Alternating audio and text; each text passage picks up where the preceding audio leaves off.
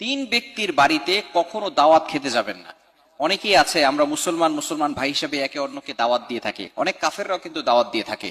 তো অনেক সময় আমরা এমন কিছু মানুষের বাড়িতে যাই যেখানে যাওয়া উচিত নয়, নবীজি সাল্লাল্লাহু আলাইহি সাল্লাম নিষেধ করে দিয়েছেন। মনে রাখবেন, একজন মুসলমানের অন্য মুসলমানের প্রতি কিছু হক রয়েছে, অর্থাৎ একটি হক রয়েছে এমন, যদি কোনো মুসলমান দাওয়াত দেয় তাহলে অবশ্যই সেই দাওয়াত অ্যাকসেপ্ট করা, কবুল করা, এটাই হচ্ছে ইসলামের বিধান। তবে কিছু কিছু জায়গা এমন রয়েছে যেখানে দাওয়াত দিলে আপনি কখনো যাবেন না, তাহলে আপনার ব্যক্তিত্ব নষ্ট হয়ে যাবে, আপনার মূল্য সেখানে কমে যাবে। নাম্বার ওয়ান, এক নাম্বার হচ্ছে যারা খাওয়ানোর পরে খোটা দেয়, এই সকল ব্যক্তিদের বাসায় কখনো দাওয়াত খেতে যাবেন না। কিছু মানুষ এমন রয়েছে, কিছু ফ্রেন্ড সার্কেল এমন রয়েছে যারা কিছুদিন খাওয়ানোর পরে আপনাকে খোটা দেওয়া শুরু করবে যে তোরে কতবার খাওয়াইছি, এরকম বলে না? অনেক মানুষ আছে খাওয়ানোর পরে খোটা দেয়, তোমাকে দাওয়াত খাওয়াইছি, তোমাকে এই করেছি সেই করেছি। যারা খাওয়ানোর পরে খোটা দেয় তারা আপনার ব্যক্তিত্ব সে বজায় রাখতে পারবে না, আপনার ব্যক্তিত্ব নষ্ট করে ফেলবে। আপনাকে দাওয়াত খাওয়ানোর পরে পরবর্তী সময় অনেক মানুষের সামনে হয়তো আপনাকে বলে ফেলতে পারে যে তোমাকে আমি দাওয়াত খাওয়াইছি, তোমাকে আমি এটা করেছি সেটা করেছি, আপনার ব্যক্তিত্ব নষ্ট হবে।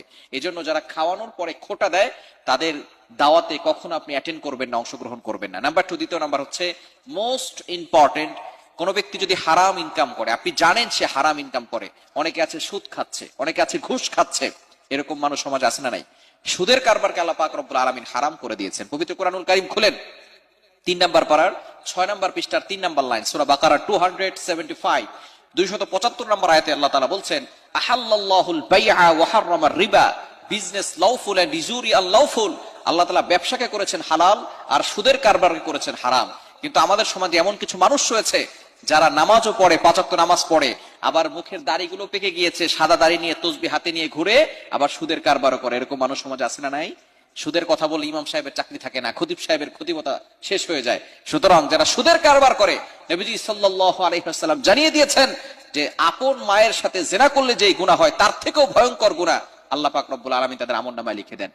এই জন্য অবশ্যই সুদের গুনাহ যারা করে তাদের বাসায় কখনো দাওয়াত খেতে যাবেন না।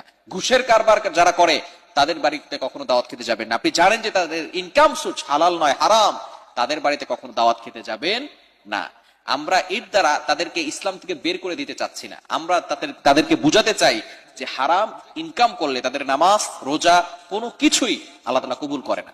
যারা সুদের কারবার করে সবচেয়ে নিকৃষ্টতম গুনাহের কাজ হচ্ছে এটাই, যে সুদের কারবার করা। এজন্য অবশ্যই তাদেরকে আমরা এটা বুঝাতে চাই যে তোমরা সুদ ছাড়ো, ঘুষ ছাড়ো, হারাম ইনকাম করা ছেড়ে দাও, তাহলে কিন্তু আমরা তোমাদের সাথে মিশে যাব।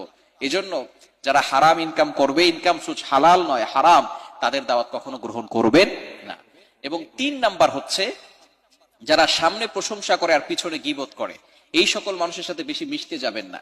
আপনার সামনে প্রশংসা করবে এবং বিভিন্ন মানুষের কথা আপনার কাছে বলবে, অমুক এটা করেছে, তমুক এটা করেছে, এই সকল মানুষ থেকে সবসময় দূরে থাকার চেষ্টা করবেন। কেননা সামনাসামনি আপনার প্রশংসা ঠিকই করবে, আপনার কাছে যেমন মানুষের কথাগুলো আপনার কাছে বলে বেড়ায়, আপনার কথাগুলো মানুষের কাছে গিয়ে বলবে। সুতরাং এদের সাথে সম্পর্ক রাখলে আপনার ব্যক্তিত্ব নষ্ট হয়ে যাবে।